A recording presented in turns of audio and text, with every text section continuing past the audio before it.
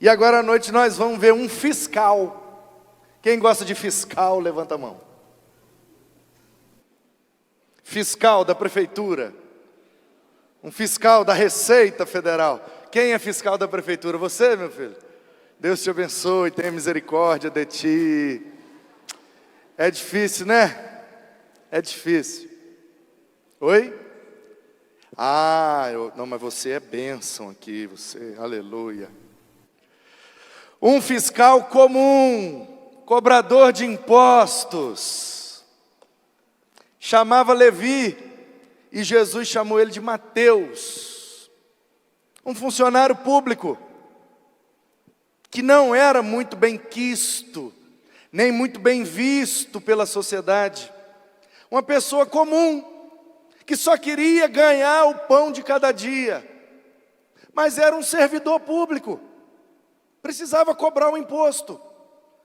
O império é de Roma, e Roma, para não matar, tem que pagar. Qualquer semelhança é mera coincidência. Quem não quer morrer, tem que pagar. Então o Império Romano, com essa política da chamada Pax Romana, os romanos diferenciados, né? Esse povo italiano é um perigo. O que é que eles entenderam?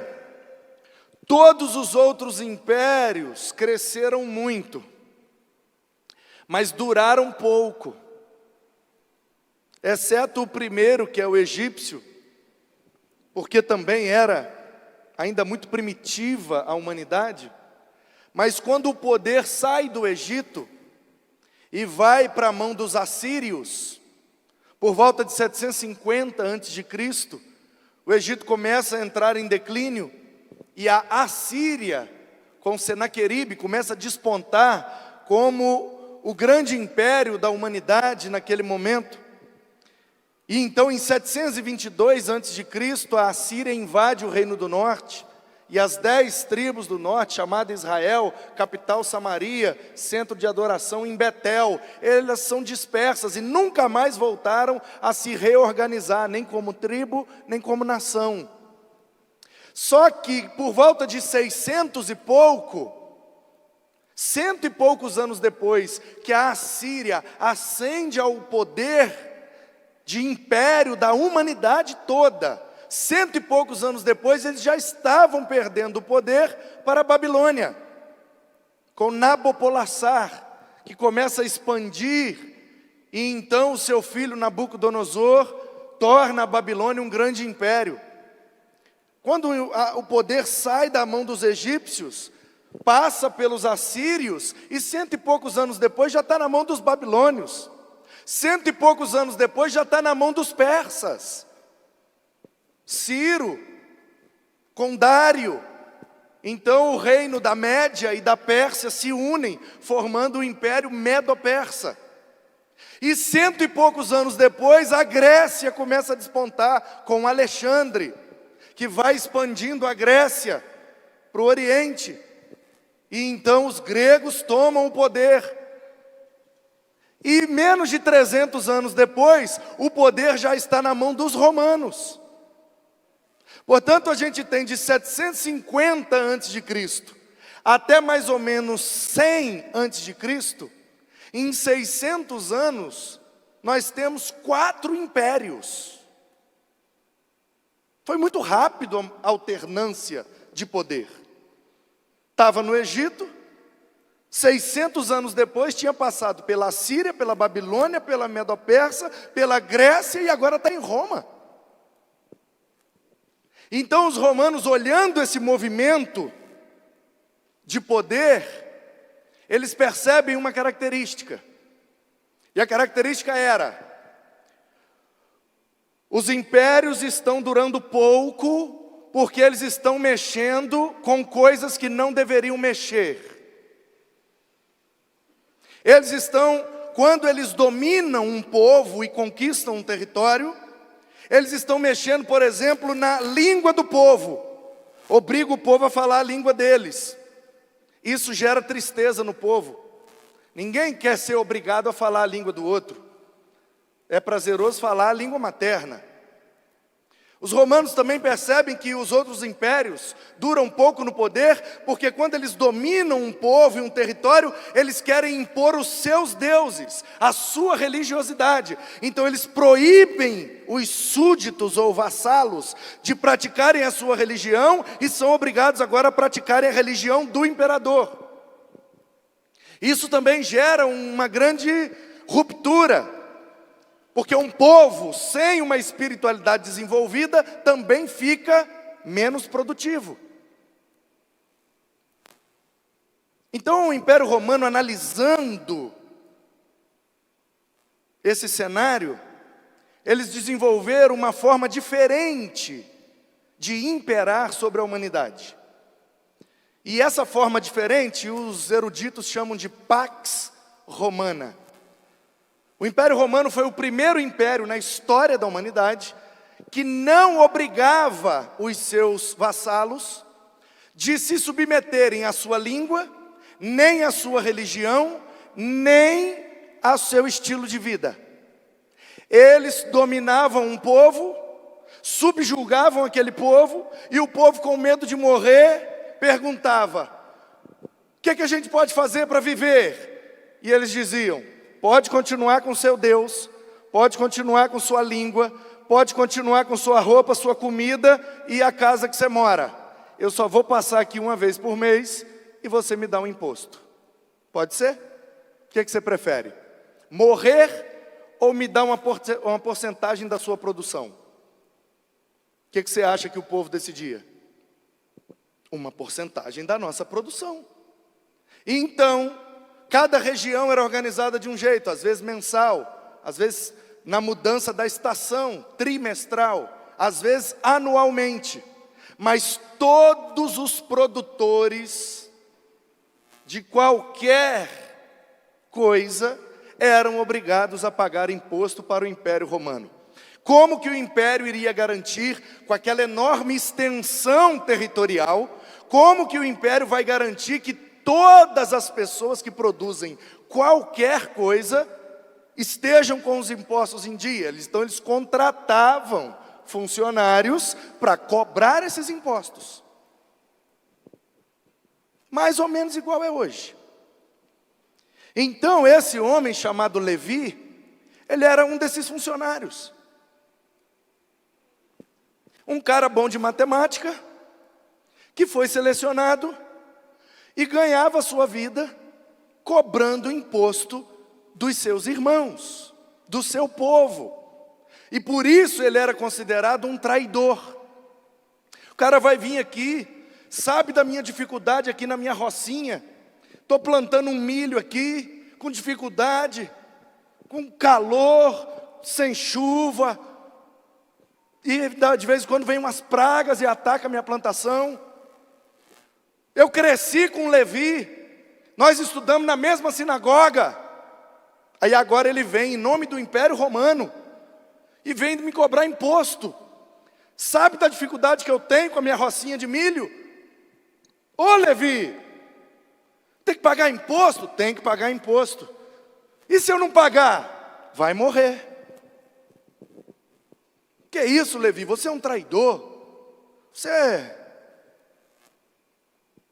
é um vendido. Não tem jeito, tem que pagar.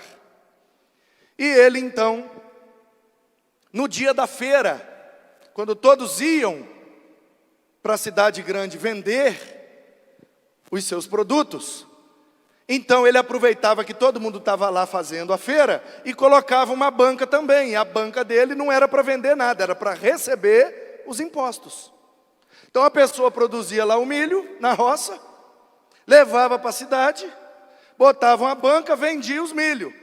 Pegava lá os denários, ciclos, talentos, seja lá qual foi a forma de pagamento.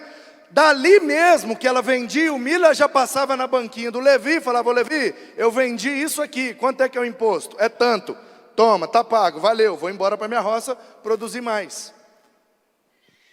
E ele estava lá, num dia normal, na feira da cidade, recebendo os impostos. Até que Jesus chegou lá. Quando Jesus saiu, viu um homem chamado Mateus. Na verdade, aqui ele ainda chamava Levi, né? Só que quem está escrevendo isso aqui é ele mesmo. Aí na hora dele falar dele mesmo, ao invés dele botar o nome que ele tinha antes, ele já bota o nome que ele recebeu depois que ele conheceu Jesus. E eu aprendo aqui um negócio maravilhoso. É que não importa o que a gente seja, depois que a gente conhece Jesus, a gente não quer voltar ao que a gente era. Nossa, mas era para você dar um amém agora que ia tremer isso aqui. Não, forçado também eu não quero não.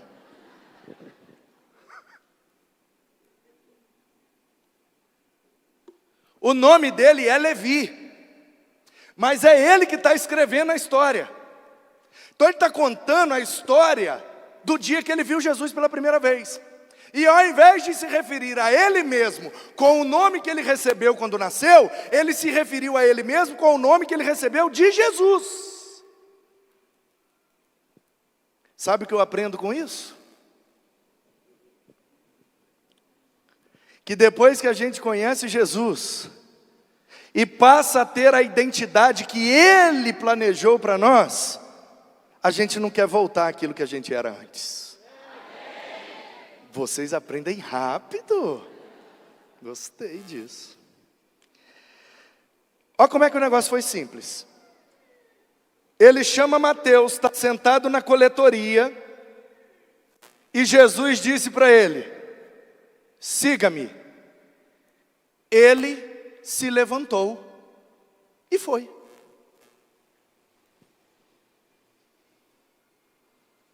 Tem alguma coisa mais simples do que isso aqui? Toda vez que eu passo por esse texto, eu fico impactado. O cara está na banca dele, recebendo os impostos, na sua rotina normal. Precisa voltar para casa, ele tem uma família para sustentar. Precisa prestar conta para o chefe dele, do tanto de imposto que ele recebeu naquele dia. Ele tem um monte de compromisso, ele tem um monte de responsabilidade, ele tem um monte de coisa para fazer. Jesus chega lá e fala: vem. Ele fala: bora.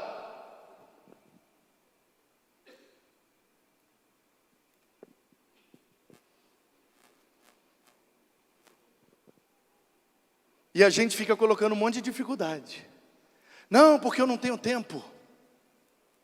Não, porque esse mês eu estou meio apertado, mês que vem talvez. Não, esperar o 13º sair. Não, vamos virar o ano. Eu vou sair de férias, aí depois das férias eu vou estar mais tranquilo. Não, hoje não vai dar não, estou meio quebrado.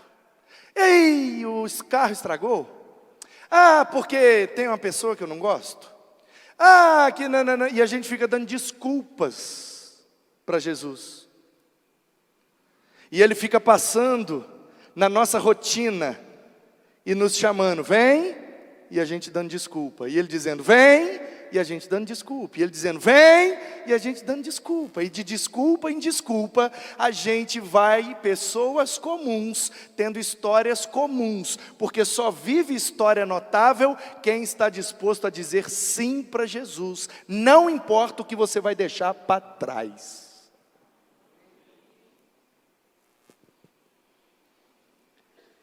Estando Jesus à mesa, na casa dele.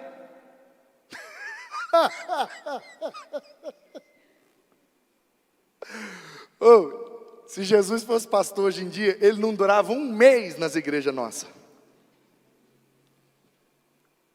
Porque Jesus chega para o cara e fala assim: hein, eu sou professor de Bíblia, professor de vida, e quero levar você para a eternidade. Quer vir comigo? Sim, eu quero. Para onde? Para a sua casa.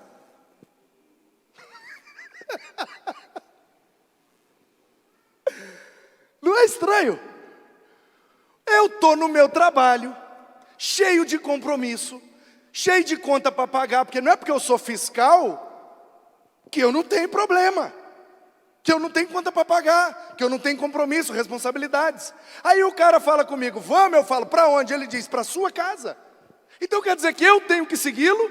mas eu também tenho que levar para dentro de casa. Aí eu ainda tenho que dar o pão, tenho que dar o café, tenho que dar a cama, tenho que dar... Aí Jesus fala, é isso mesmo, tem que dar tudo. Jesus, mas eu não conheço nenhum rabino em Israel que trabalha com essa metodologia. Aí Jesus fala, pois é isso mesmo. Mas o rabino, quando quer me ensinar, ele me leva para a sinagoga. O sacerdote, quando quer me ensinar, ele me leva para o templo. O profeta, quando quer me ensinar, ele me chama no meio da rua. E o Senhor está me chamando para dentro da minha própria casa. Ô Levi, deixa eu te falar um negócio. Comigo começa dentro de casa. É por aí que eu gosto de começar, lá dentro da sua casa. Porque se lá não estiver bem, não adianta vir aqui que não vai ser bem também não. Por isso que começa lá. Como é que você está lá? Vamos lá, Levi, senta aí na mesa. Deixa eu ver como é que você trata a sua esposa. Ah, muito bem. Como é que você trata seus filhos? Muito bem, Levi. Como é que você trata os vizinhos?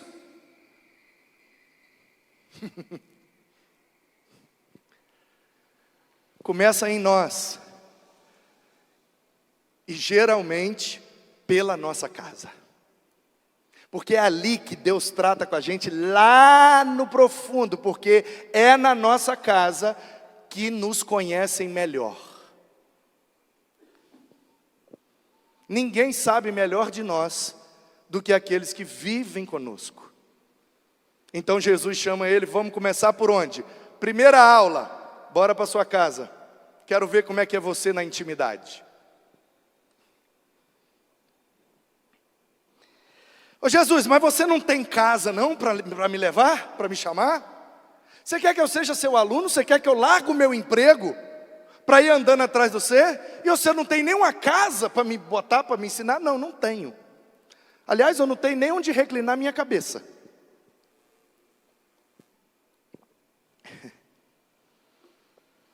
Disse o poeta um dia, e nem era de dia, fazendo referência ao seu mestre amado. O berço que ele usou naquela estrebaria, por acaso era dele? Era emprestado. E o manso jumentinho, que veio pelo caminho, andando lentinho, que em Jerusalém ele chegou montado, por acaso era dele aquele bicho? Era emprestado. E o pão, que alimentou a multidão, que deram em sua mão, e que por ele foi multiplicado, era dele o alimento? Era emprestado. E o peixe, que ele comeu ali sentado, bem junto daquele lago, indo para o outro lado, de quem que era aquele barco? Era dele? Era emprestado. Nada era dele, mesmo sendo por ele tudo criado. E eu fico pasmo, como é que o dono do universo se esvazia desse jeito e se sujeita ao papel de pegar tudo emprestado. Dele, por meio dele e para ele. Só que nada era dele. E aquele quarto, com Pedro e Judas do seu lado, um que foi o traidor e pelo outro ele foi negado. Até na última ceia ele não tinha um lugar, era emprestado. E o madeiro, em que ele foi crucificado, fixado de braços abertos, ele foi tragado. Eu te pergunto, era dele o crucifixo? Era emprestado. E o túmulo, que por ele foi usado, mesmo depois de morto, sendo vilipendiado, humilhado, sem ter direito a um funeral decente, enterrado num túmulo emprestado. Nada era dele, mesmo sendo por ele tudo criado. E eu fico pasmo, como é que o dono do universo se esvazia desse jeito e se sujeita ao papel de pegar tudo emprestado? Dele, por meio dele e para ele. Só que nada era dele, nada era dele. Abriu mão de tudo para ser dono de apenas uma coisa: o seu coração. Glória, pois, eternamente a Ele.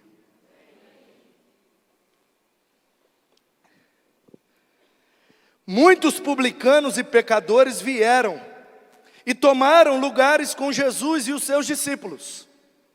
Vendo isto, os fariseus perguntavam aos discípulos de Jesus: por que o mestre de vocês come com publicanos e pecadores? O cara é rabino e come com fiscal, cobrador de imposto.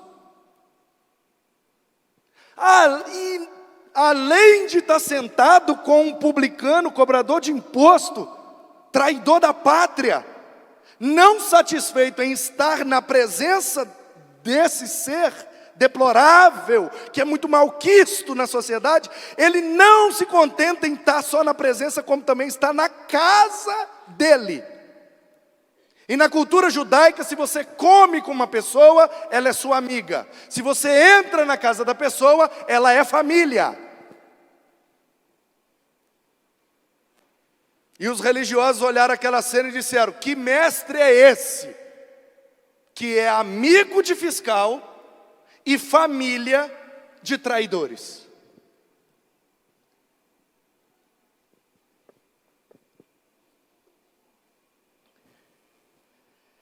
Mas Jesus, ouvindo, disse: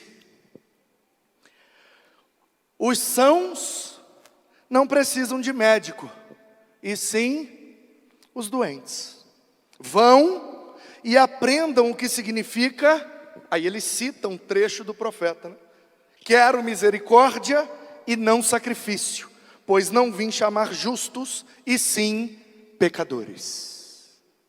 Jesus, você está andando com gente que é comum demais. Ele fala: é para esses mesmo que eu vim. Mas essa gente é muito comum, não é bem vista, não é benquista. Por que o Senhor está andando com eles? Porque foi exatamente para eles que eu vim.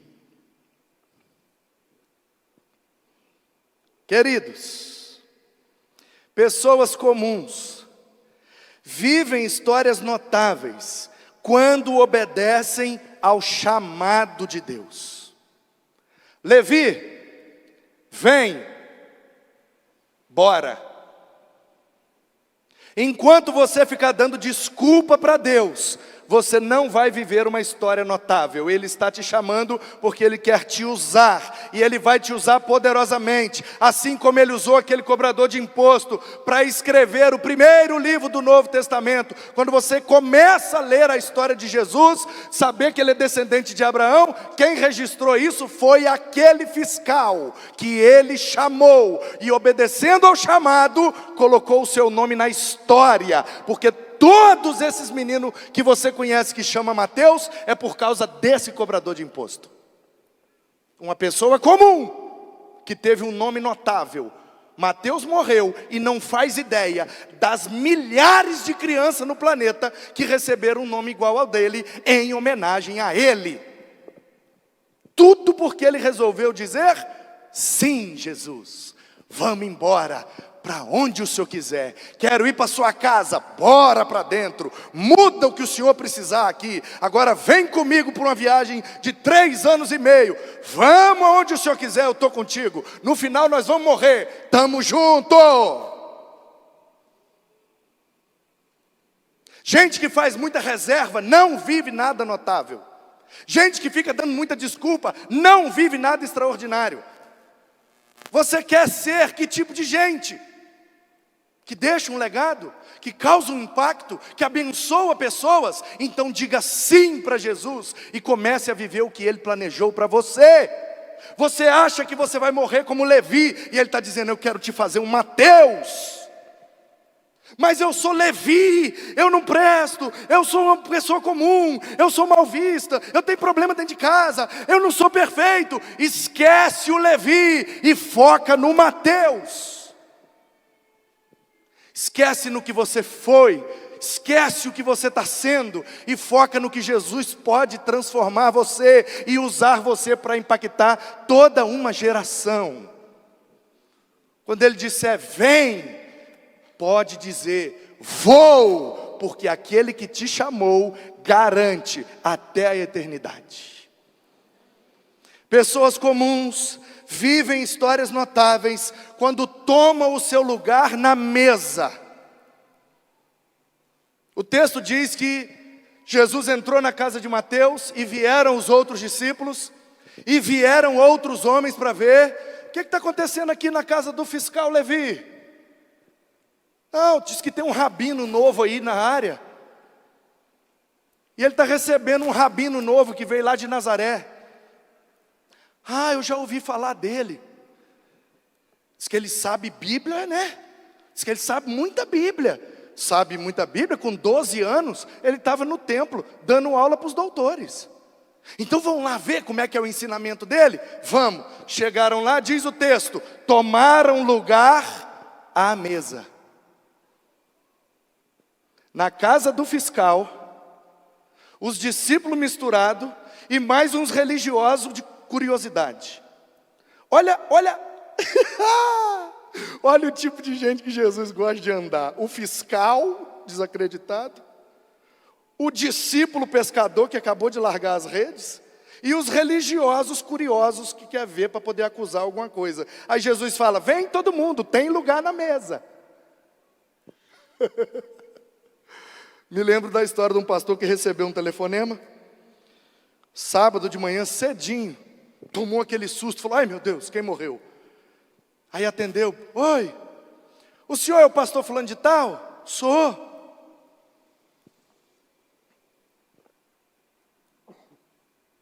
Pastor da igreja tal? Sim. Liguei só para dar uma notícia para o senhor. Pois não, o que foi? Sua igreja está cheia de hipócritas. Aí ele, é mesmo? Ela, é. E o que o senhor vai fazer? Ele disse, vou chamar a senhora para vir. Mas aí é tudo hipócrita. Ele liga, não, tem lugar para mais uma. Mas o senhor sabe o que esse povo seu anda fazendo? O povo eu não sei não, mas a senhora eu sei, fofoca.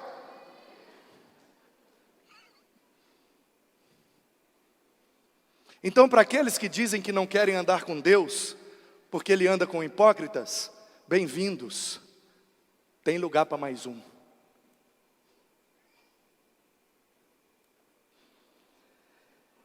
Mas a gente precisa tomar um lugar na mesa. Seja como a pessoa comum que ninguém dá nada, seja como um aluno ansioso pelas lições que vai aprender, ou até mesmo como um religioso curioso que quer fiscalizar para saber o que vai acusar. Pode vir, tem lugar para todo mundo. A mesa é dele e ele gosta de receber tudo que é tipo de gente. Pode vir, tem vaga. Pessoas comuns vivem histórias notáveis quando reconhecem o seu pecado. O versículo 11 diz assim, ó, vendo isto, os fariseus perguntavam aos discípulos de Jesus, por que o mestre de vocês come com publicanos e pecadores?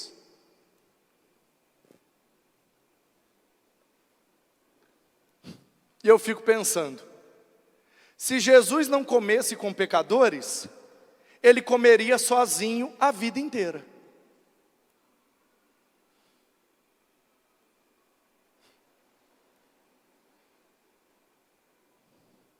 E Jesus não gosta de andar sozinho. Por isso que ele criou um negócio chamado ajuntamento, eclésia. Chama todo mundo. E vamos ver no que é que dá. Se ele não quisesse a companhia de pecadores, ele não tinha encarnado. Teria ficado na sua glória. Se ele não quisesse conviver com pecadores, ele não sairia às ruas. Ele não iria ao templo. Ele não entraria em nenhuma sinagoga. Porque exceto ele, todos somos pecadores. O problema é que tem gente que é bom de confessar o seu pecado. E tem gente que é bom de confessar o pecado do outro.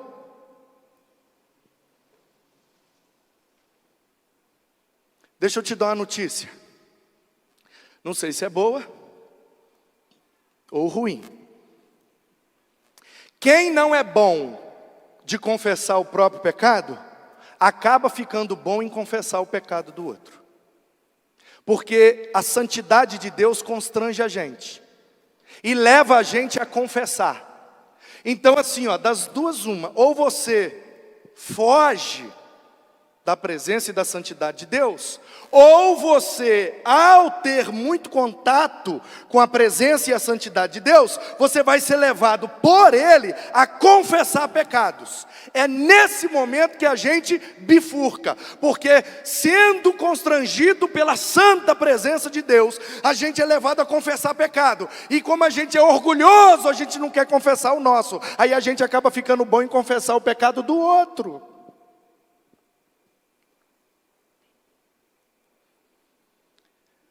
Esses dias uma menina marcou comigo e falou: pastor, eu preciso de um gabinete.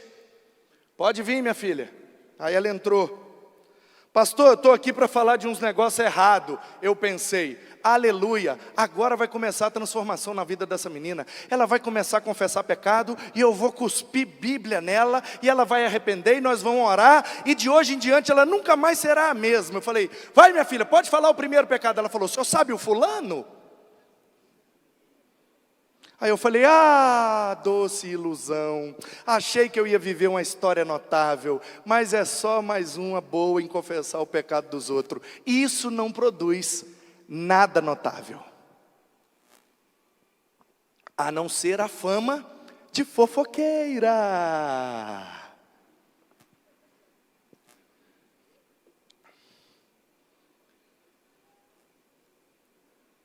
Qual é o nosso pecado, gente?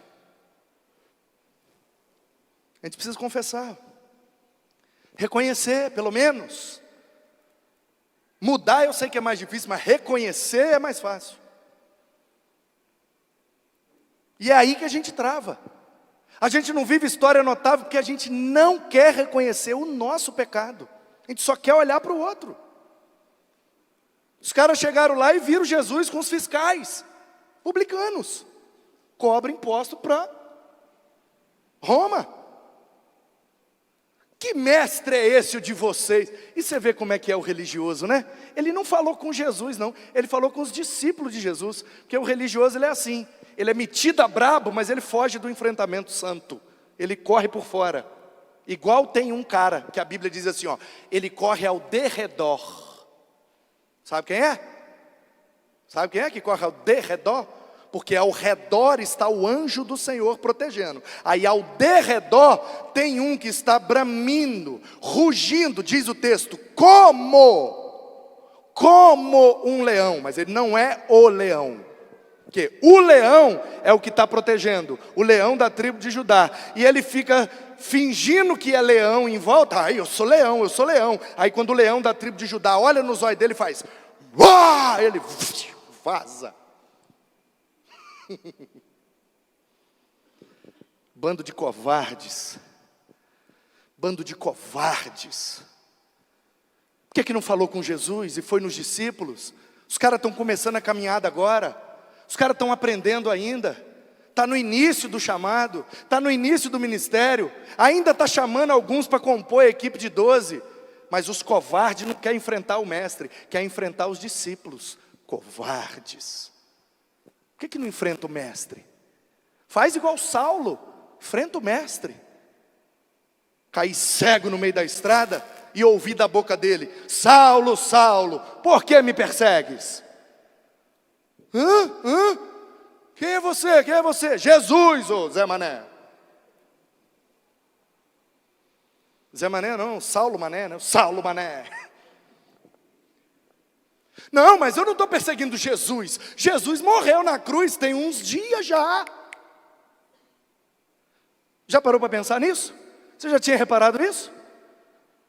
Saulo não estava perseguindo Jesus pessoalmente, fisicamente. Por quê? Porque Jesus já tinha morrido, já tinha ressuscitado, já tinha subido ao céu, já tinha derramado o Espírito no capítulo 2. Agora a gente está no capítulo 9 de Atos.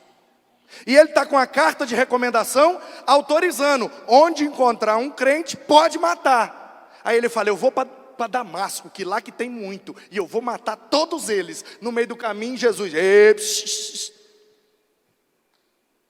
o que foi? Por que você está me perseguindo? Não, eu não estou te perseguindo não, está me perseguindo. Não, eu estou perseguindo os seus discípulos. Quem persegue o meu discípulo, persegue a mim. Saulo, Saulo, você abre o olho, Saulo. Não, mas não estou fazendo com Jesus, eu estou fazendo com o discípulo dele. O problema é quando o discípulo dele está querendo fazer a vontade dele. Aí é problema. Porque quando o discípulo está fazendo a sua própria vontade, aí você pode mexer à vontade, Saulo. Bate, mata, tortura, problema seu. Mas quando o discípulo está fazendo a vontade do mestre, não mexe não, porque o mestre entra no negócio. E quando o mestre entra, Saulo, toda a teologia que você aprendeu com Gamaliel vira esterco.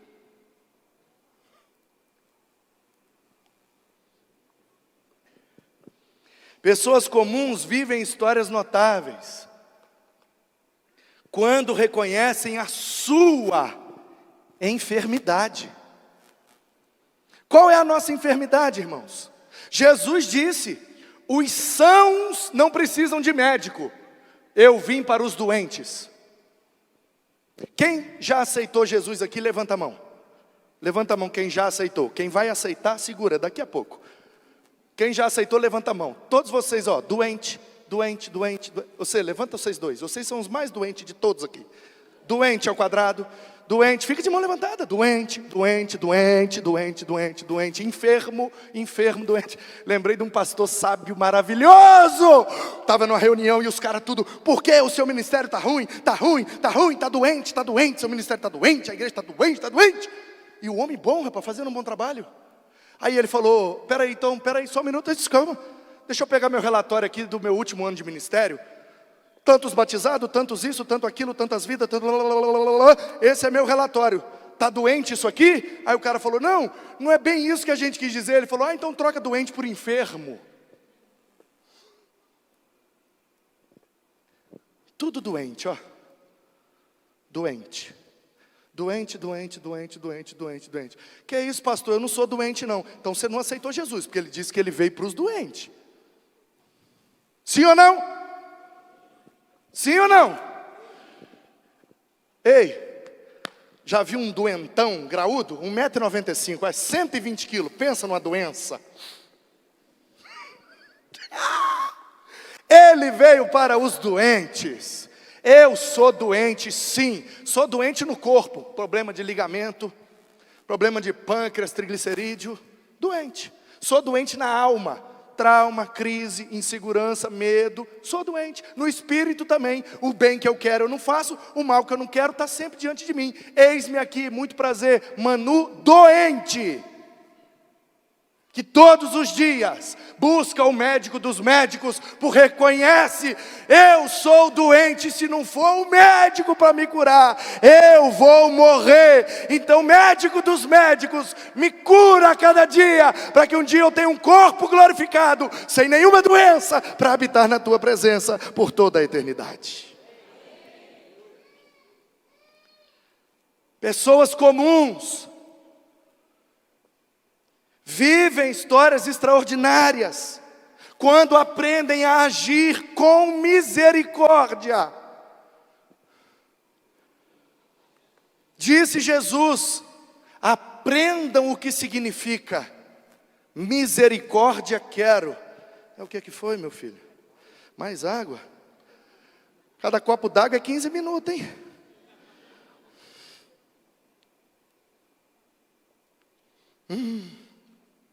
Aqui em Montes Claros é tão uma bênção. Tudo aqui é naturalmente aquecido. Fui entrar na piscina, piscina aquecida. Fui entrar num carro, carro aquecido. Entrei na igreja, a igreja aquecida. Agora tomou água aquecida. Louvado seja Deus. É o fogo do Espírito. Ô gente, eu vou falar um negócio com vocês. Vocês vão ter que mandar comprar uns 50 litros d'água e mandar entregar na minha casa lá, que eu vou chegar em São Paulo desidratado. Meu Deus, eu não aguento mais suar. Jesus, tenha misericórdia.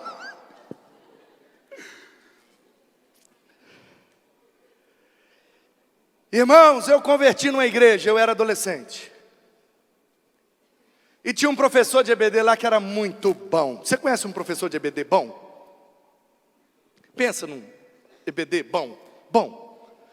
Você quer ir na aula. Quando você não pode ir na aula, você fica triste. Você fala, mas professor bom, nossa, Deus. Pensa nesse professor. Pois bem. Mas além do professor, tinha o tal do superintendente da escola bíblica dominical. Aleluia. Superintendente. Semideus. E um domingo, aquele professor top, que morava na periferia da cidade e dependia de um ônibus para chegar à igreja. Naquele domingo a sua esposa passou mal, não pôde ir. E ele então pegou o seu filho, arrumou seu filho, pegou o ônibus e foi para a EBD. Quando ele foi descer do ônibus, aquela pressa, já um pouco atrasado, professor comprometido. Você sabe a diferença do comprometido para o compromissado, né? Sabe ou não? Comprometido e o compromissado, sabe ou não?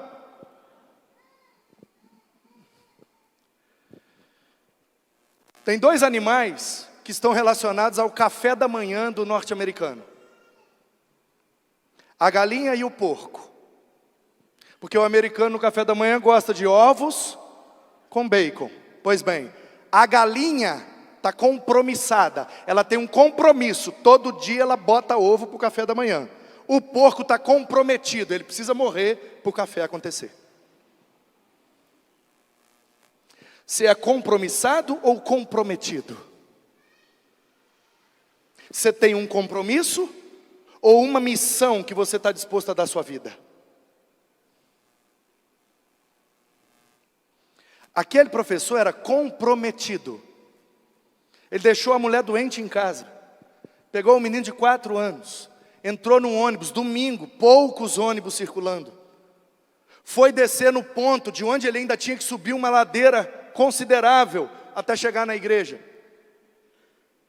E ele, com a pressa, comprometido que era, não queria atrasar, até porque ele conhecia a fama do superintendente.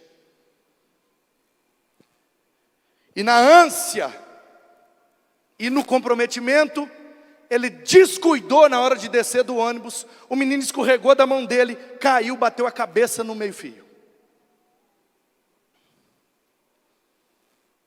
Apagou e começou a sair muito sangue. E ele ficou desesperado. O ônibus foi embora e ele, com o menino ali sem saber o que fazer, pegou o menino nos braços, ficou gritando socorro, ninguém apareceu. E ele foi subindo a ladeira da igreja e de repente um irmão subindo de carro parou. Ô irmão fulano, ai, é desesperado, me ajuda, o que foi? Meu filho caiu, bateu a cabeça. Entra aqui agora. A mulher desceu com os adolescentes, ele entrou no carro com o menino no colo e aceleraram para o hospital. Chegou no hospital, emergência, pelo amor de Deus, o menino está morrendo. Pegaram o menino, levaram, fizeram o negócio.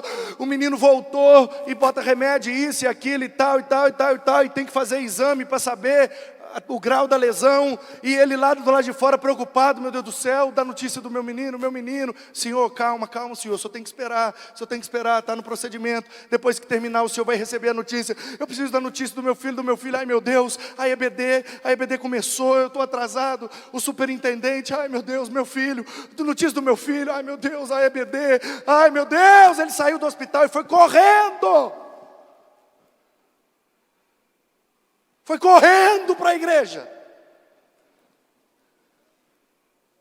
Chegou lá 40 minutos atrasado.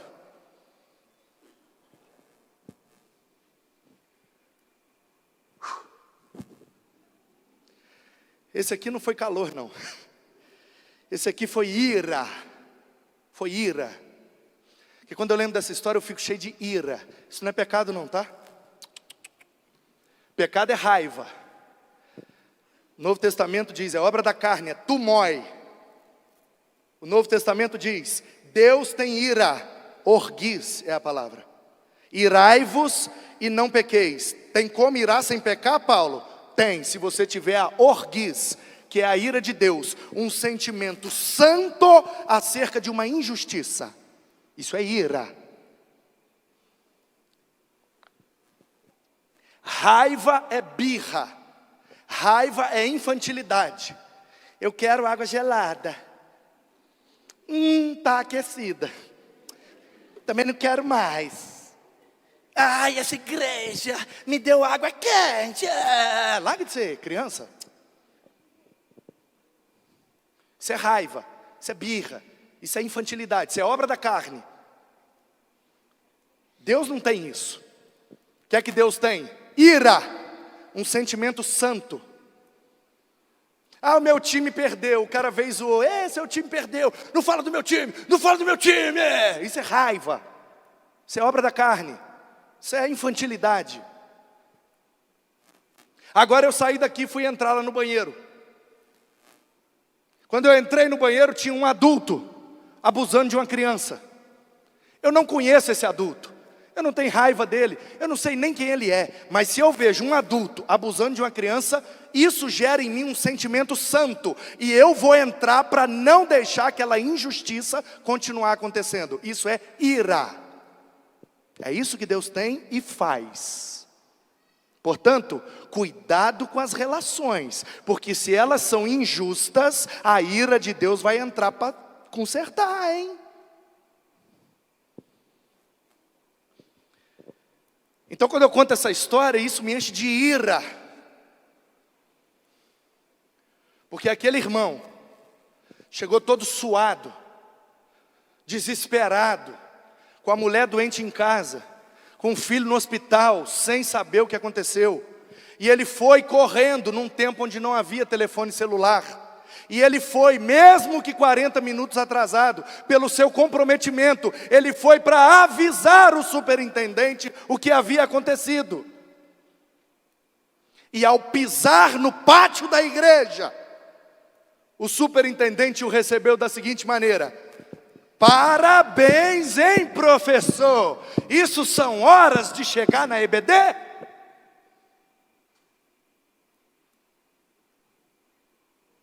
Vou te falar, viu? Já não faz mais professores de EBD como antigamente. Você não sabe o trabalho que você me deu de ficar segurando a sua classe lá? Onde é que você estava? Você não tem compromisso com a obra de Deus, não?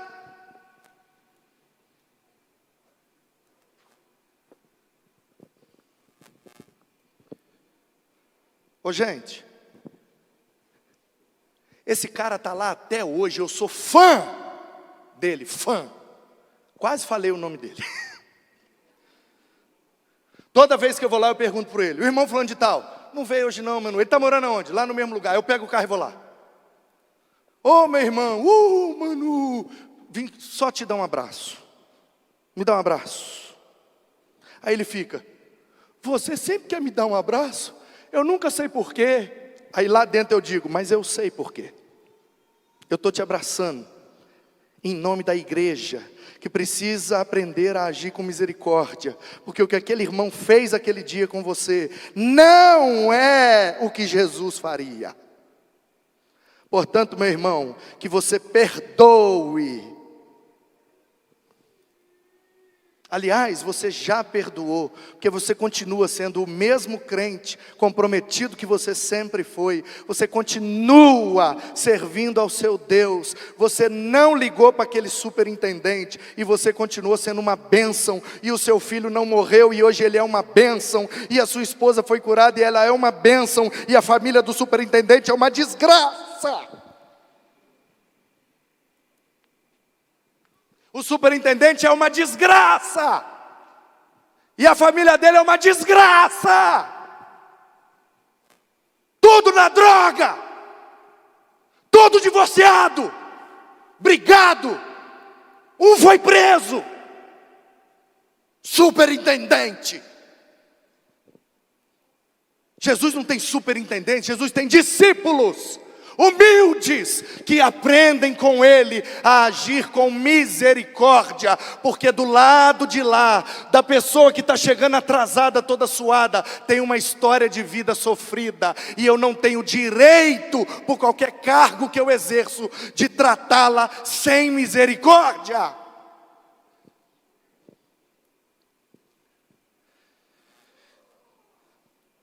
De bermuda aí, ó, de bermuda. Deu uma calça, não, menino? Cala a boca! Eu tô doido mesmo. Tô indo embora amanhã. Aí, olha o tamanho dessa saia. Faltou pano. Cala a boca! Vem atrapalhar no nosso serviço, não, ô desgraça! Em Minas Gerais, eu não sei aqui, mas onde eu fui criado, desgraça não é xingamento, não. Ô, desgraça! Cala a boca, desgraça! Você sabe o que é desgraça? Algo que não tem graça. E você tratar as pessoas desse jeito, não tem graça. Não tem graça nos dois sentidos. Não tem graça com G minúsculo, ou seja, ninguém vai rir de uma atitude dessa. Não tem graça. E não tem graça com G maiúsculo, não demonstra a misericórdia de Deus. Então, seja sempre gracioso e nunca uma desgraça para a igreja. Olhe para as pessoas e aprenda a agir com misericórdia. Olha lá, pastor, tamanho da saia dela, faltou pano, então pega um pedaço da sua língua e empresta para ela aumentar a saia. Desgraça. Por isso que é bom pregar na igreja dos outros. Coisa que a gente quer falar na nossa igreja não pode. A gente despeja tudo na dos outros. E é bom que a gente ajuda, porque também não pode falar aqui, então a gente vem e fala e todo mundo se ajuda. Eu me ajuda que eu fico leve. E ele ajuda porque não pode fazer. Aleluia.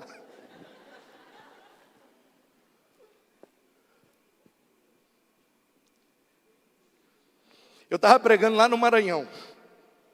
São Luís do Maranhão. Aí, eu fui falar alguma coisa. No texto tinha um negócio no texto. Eu só falo do texto. Esse tópico aqui é misericórdia, tá, gente? Nossa, pastor, mas agarrou nele. Então, tenha misericórdia. Aí eu fui falar alguma coisa do texto, era mexerico, não disse-me disse, era um texto doutrinário bom, e eu fui falar, não pode fazer fofoca, segura a língua, e tal, e tal. Aí eu falei, tem gente que quando morrer, precisa de 2 caixão, o corpo vai num e no outro vai a língua.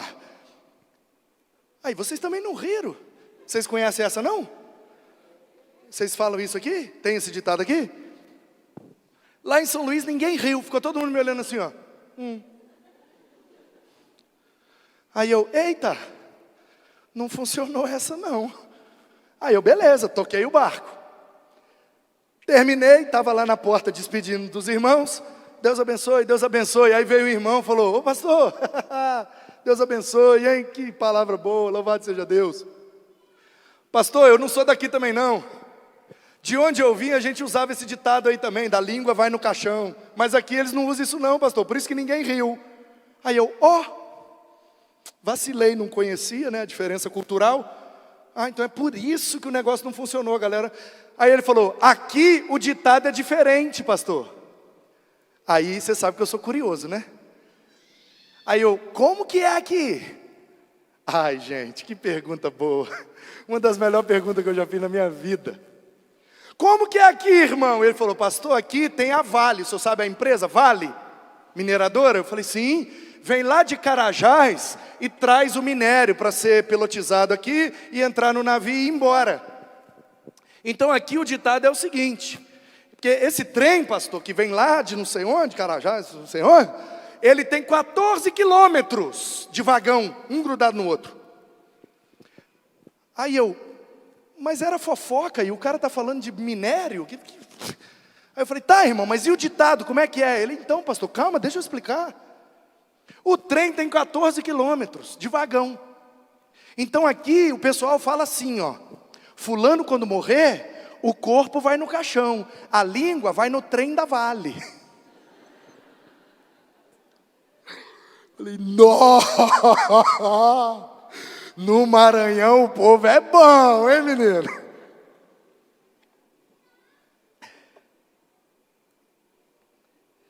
Conheço a história de um outro pastor. Gente, esse homem não vai sair desse tópico, não. Tenha misericórdia. Aqui nós dá a teoria e a prática junto. O pastor contou uma história maravilhosa. Ele estava num culto no lar. Naquele tempo do culto no lar.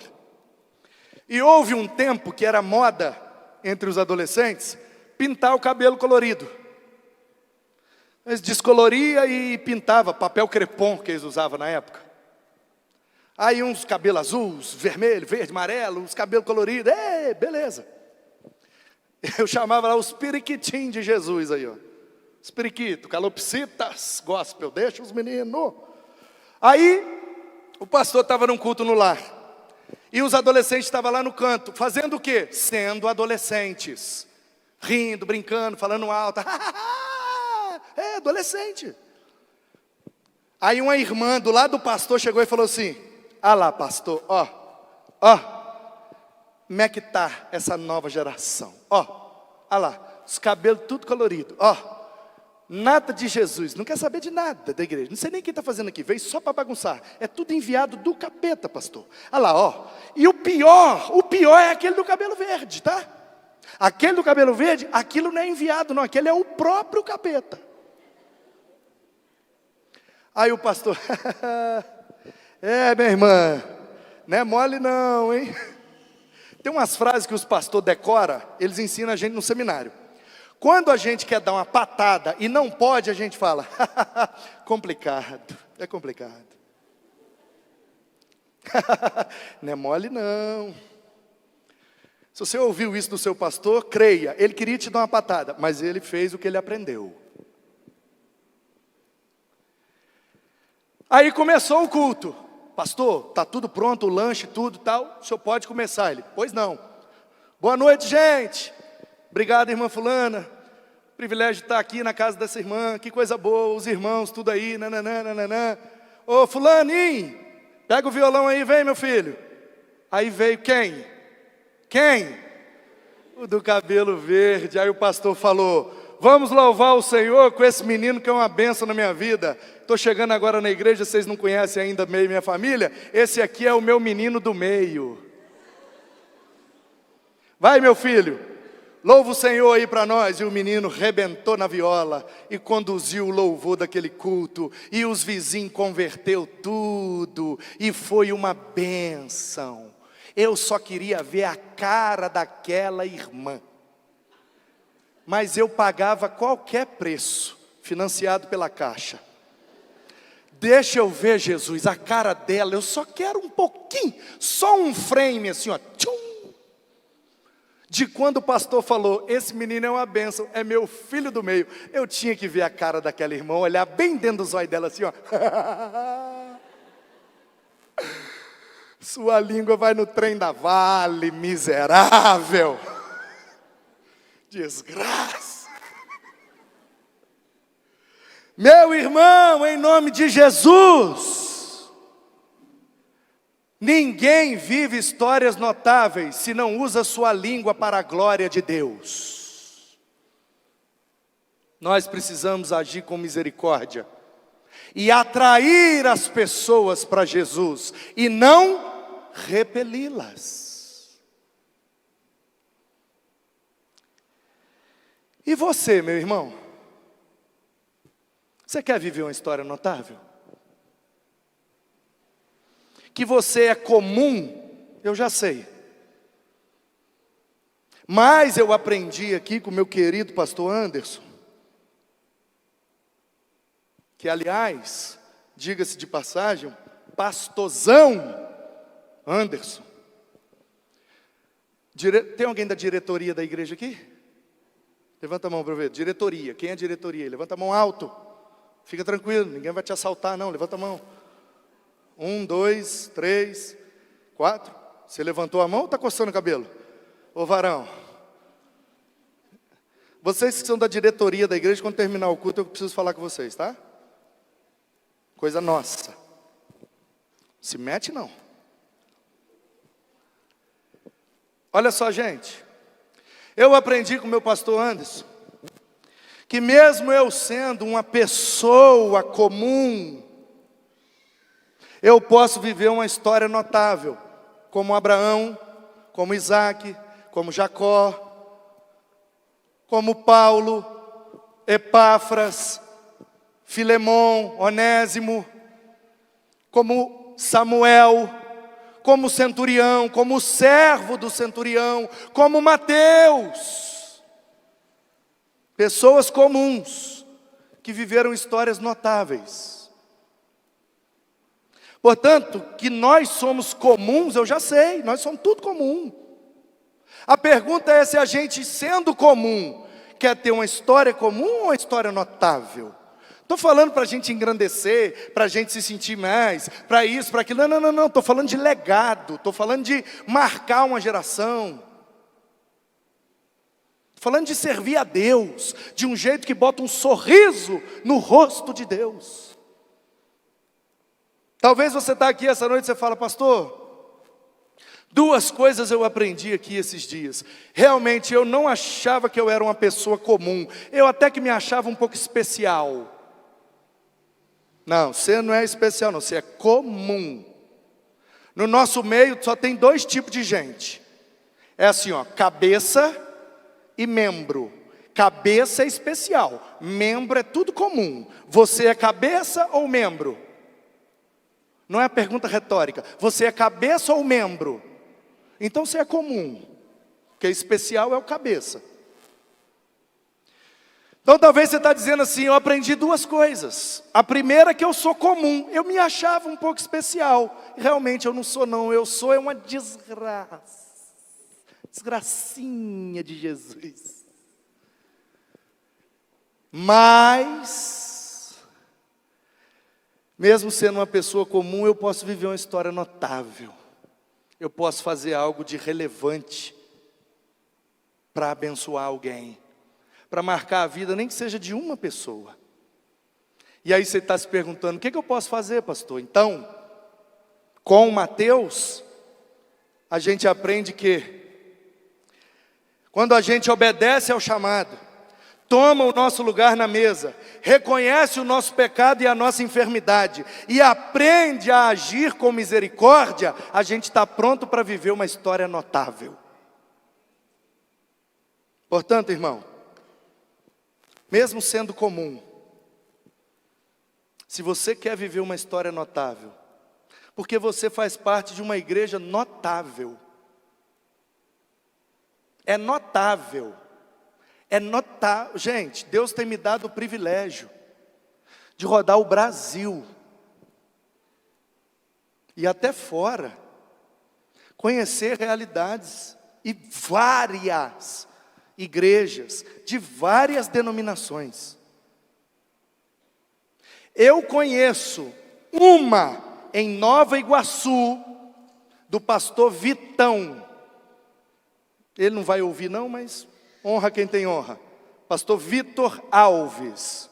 Eu fui pregar lá, 10 anos a igreja, mais ou menos isso aqui, um culto numa sexta-feira, com 400 adolescentes. 10 anos de igreja, 400 adolescentes. Eu fiquei maluco da cabeça. Eu filmei aqueles adolescentes, eu pulei no meio deles, eu cantei rap. Eu falei, meu Deus, o que é isso? Que coisa notável! 10 anos de igreja, 400 adolescentes, num galpão desse tamanho. Vitor, que bênção que você é! Que pastor notável, na Baixada Fluminense, Nova Iguaçu, bairro da Cerâmica, periferia da periferia. A igreja cheia de tecnologia, cheia de luz, de câmera, de ação, e 400 adolescentes numa sexta-feira louvando Jesus e ganhando os amigos. Isso é notável. Eu rodei em muito lugar, eu vou falar, tem muita igreja boa, Tem muita igreja extraordinária. Tem lugar que a gente chega e fala, meu Deus.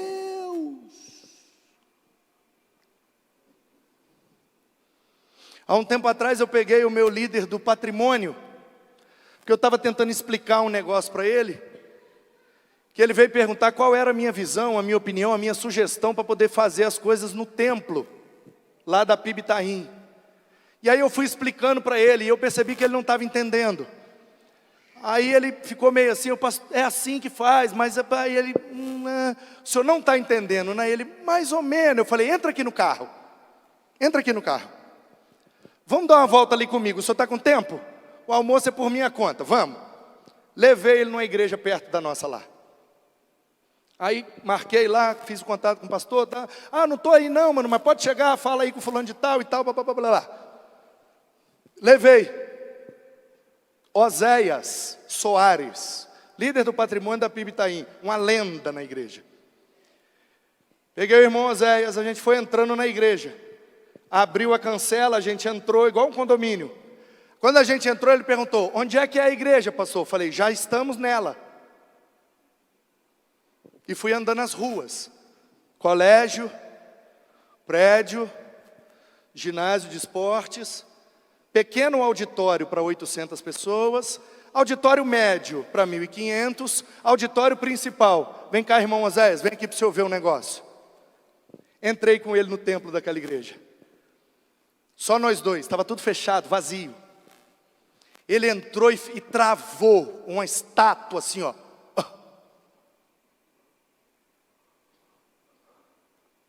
Travou. Deu o piripaque do Chaves. E eu fiquei olhando para ele, e ele travado, olhando. Eu olhando para ele, e ele não falava nada, não fazia nada. Aí eu falei, meu Deus, o homem está passando mal. Eu trouxe o homem para longe de casa, será que ele tinha que tomar um remédio? 70 e poucos anos, né? Comecei a ficar preocupado, meu Deus me ajuda, meu Deus, esse homem não pode passar mal aqui. Jesus me ajuda. Aí quando eu olhei, ele estava chorando. Ele estava chorando. Peço até perdão a ele por estar expondo isso aqui, porque eu sei que o pessoal lá da igreja fica me seguindo, eles sabem que eu estou aqui, eles estão assistindo ali, vai me dar problema isso. Mas ainda bem que o Oséias é um cara, duvido que ele vai ficar chateado comigo. Ele vai ficar ainda, o pastor falou de mim lá em Minas. Ele é bênção, entendeu? Ele é uma graça. E aí eu vi que ele estava chorando, eu falei, o que foi, Oséias? Aí ele, pastor, eu só tenho uma pergunta para fazer. Falei, pois não, irmão. O Deus daqui é o mesmo nosso lá?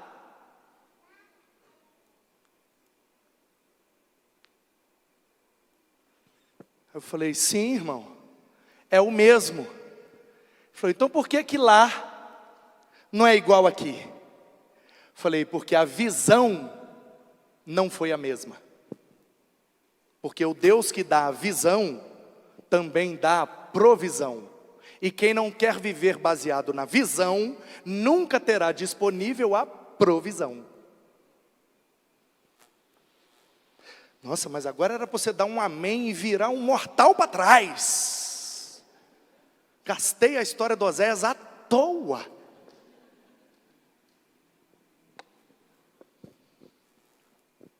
Ele olhou para mim. Ele está na PIB Itaim, a PIB Itaim tem 61 anos, vai fazer agora dia 15.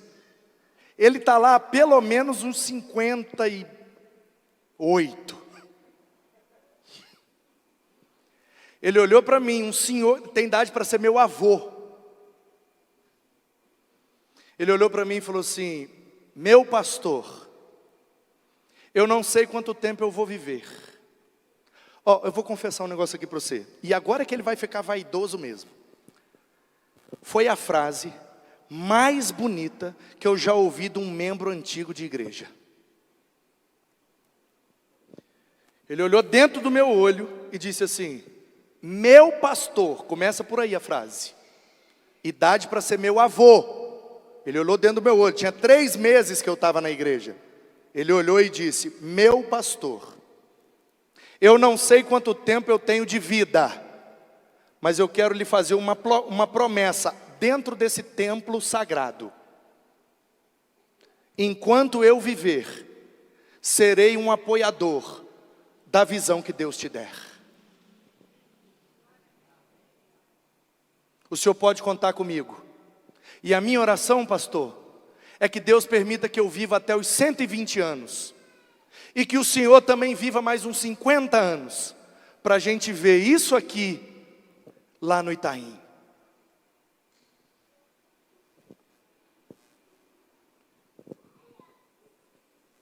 Obedeça ao chamado. Tome o seu lugar na mesa. Reconheça seu pecado e sua enfermidade. Aprenda a agir com misericórdia. Sendo assim, você estará pronto a viver uma história notável.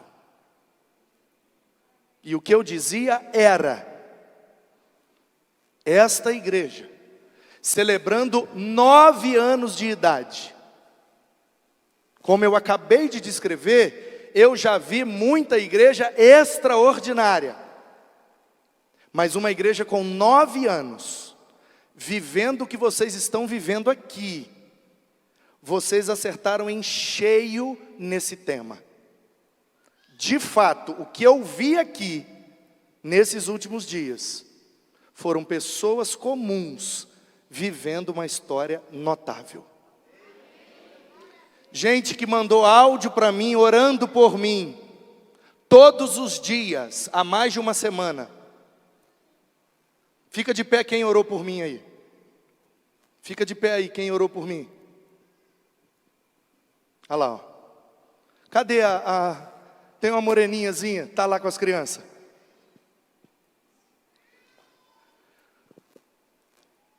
Vocês não têm noção. Vocês que me mandaram oração em áudio, vocês não têm noção do quanto vocês forem notáveis para mim. Porque eu estava vivendo um drama no meu ministério. Eu estava muito triste. E de repente chegou uma mensagem de um DDD 38. Gente do Brasil inteiro entra em contato comigo, um áudio, ai meu Deus, será que é um pastor? Será que é um problema? Será que o que é? É problema da ordem, é problema da igreja, é problema da família? Que problema que é, meu Deus? Porque quando a gente está mal, a gente acha que tudo é mal. E de repente eu dei play no áudio e falou: pastor Manu aqui é fulano de tal. Eu sou da intercessão da IBAP, eu quero só orar pelo senhor, que o senhor vai vir na nossa igreja, e eu tenho certeza que o senhor vai ser uma bênção. Deus abençoe o teu servo, Passou 30 segundos de áudio, eu estava derretendo de chorar. Ai meu Deus, obrigado Senhor, o senhor cuida da gente mesmo, como eu precisava dessa oração agora, Jesus, obrigado.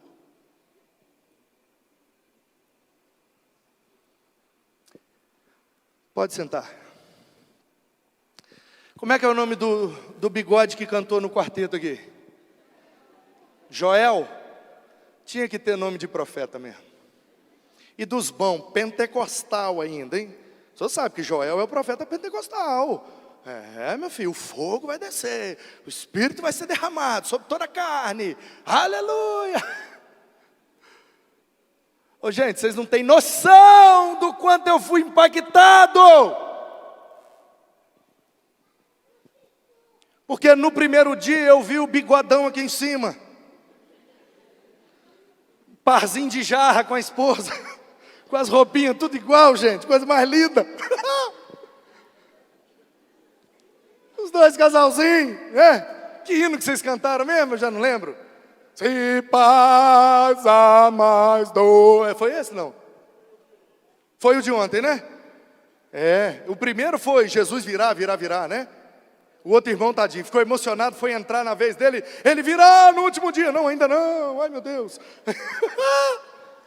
Maravilhoso, eu amo a igreja, eu amo a igreja.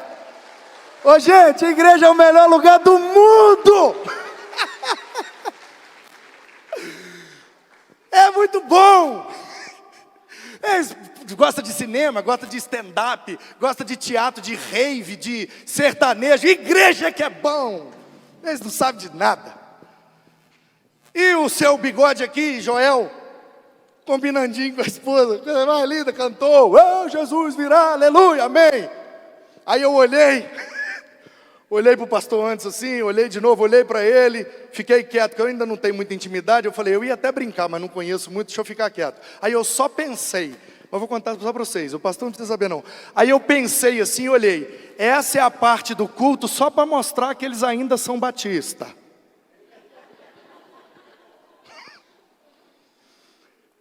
Ai, que isso? O pastor falou que o pastor Anderson vai tirar a gente da igreja batista. Sossega, conserta a sua cabeça, você está maluco? É só uma brincadeira. Ele é vice-presidente da convenção. Eu sou vice-presidente dos pastores do Brasil, gente. Tem ninguém mais batista que nós não, sossega. Eu, hein?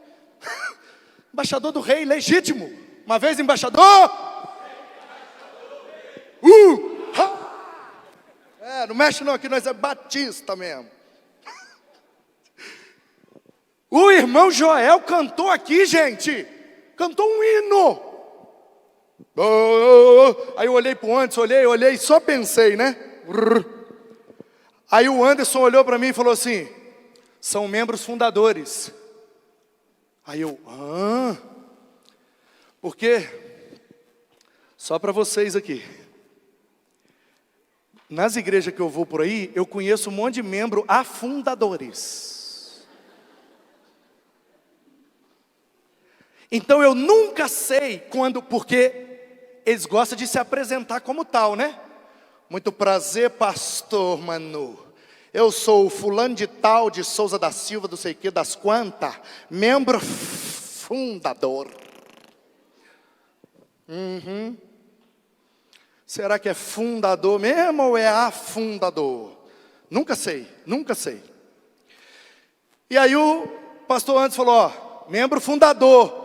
Aí já veio aquela interrogação na minha cabeça. Ih, Jesus, é fundador mesmo ou é afundador? Não sei. Quem sabe eu descubro. Vou ficar quieto. Fiquei quieto, fomos embora. Mas Jesus não deixa nada barato não. Esquece os meninos, pode deixar brincando aqui. Coisa mais linda essas meninas. Você que cantou aqui, minha filha? Foi você que cantou? No coral aqui, que fez um solo com o microfone? Vem cá, sobe aqui. Vem aqui. Mas os meninos de vocês aqui é bem difícil, viu? O tal do Heitor que estava aqui. Cadê o Heitor? Cadê o Heitor? Está na salinha? Ele me ignorou, me desprezou completamente. Agora a outra eu fui dar uma moral. Vem cá, minha filha. Você está tão bonitinha de coque, está parecendo até uma mini assembleiana. Quando você pegou o microfone, eu achei que você ia agradecer a oportunidade. A avó está ali, ó. É a avó? A senhora é assembleiana. É? Eu sabia! É, meu filho. Eu mexo com isso. Eu não sei se você sabe, mas eu mexo com isso. Eu achei que ela ia falar, agradeço a oportunidade, em nome de Jesus. Agora vamos todos por circlinho de oração. Ô minha irmã, a Assembleia de Deus é uma bênção. A senhora não sabe como a Assembleia de Deus me inspira. A maior denominação do Brasil. Vocês são uma bênção, tá? Respeito vocês profundamente. Aí, no segundo dia, quem está comigo aí? O irmão Joel cantou, né? Ô, gente, é muito bom, a igreja é maravilhosa. Eu já cantei em coral demais. Porque na igreja que eu converti só tinha coral, então era o que tinha que fazer, ué. 7 corais, escolhe aí, Manu, o que você quer. Vamos embora. Aí nós estávamos lembrando lá na conversa, uma música, e eu não lembrava dessa música. Alguém puxou uma música antiga lá, a mãe do pastor Anderson, aí eu lembrei da música, eu fiz um solo uma vez na igreja. Um solo mesmo, é o nível do que eu canto, solo. era: ó Senhor meu Deus, vem me guiar. Ó Senhor meu Deus, vem me guiar, pois quero em teu reino entrar, vem me guiar. Nossa Deus, hein? Anos 90 era muito bom. Era muito bom. Aí descemos ali. Segundo dia, o pastor parou o carro, eu desci. Estou vindo para entrar no templo. Quem está ali? Com a placa na mão. Jesus te ama, seja bem-vinda.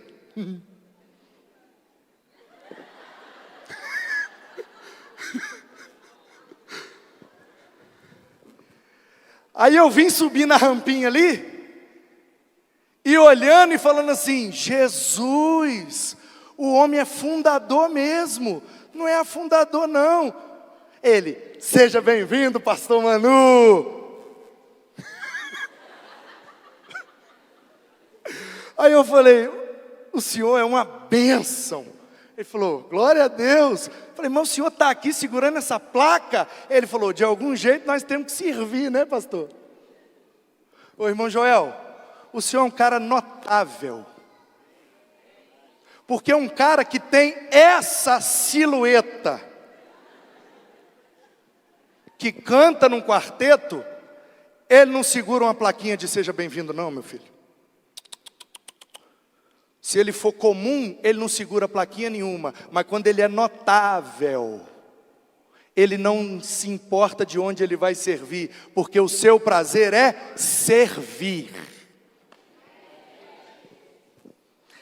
Então, meus queridos, eu não podia me despedir de vocês sem falar isso. Eu vim pregar para vocês, mas foram vocês que pregaram para mim. Se com 9 anos de ministério no Itaim, eu tiver metade disso aqui, eu estou muito satisfeito. Que Deus continue abençoando vocês. Que vocês continuem sendo comuns. Não se sinta especial não, que é aí que mora o perigo. Continuem sendo comuns, obedecendo às orientações do mestre. E vocês vão continuar escrevendo essa história, que é muito linda e será muito notável. Que Deus seja adorado, louvado e glorificado. Amém.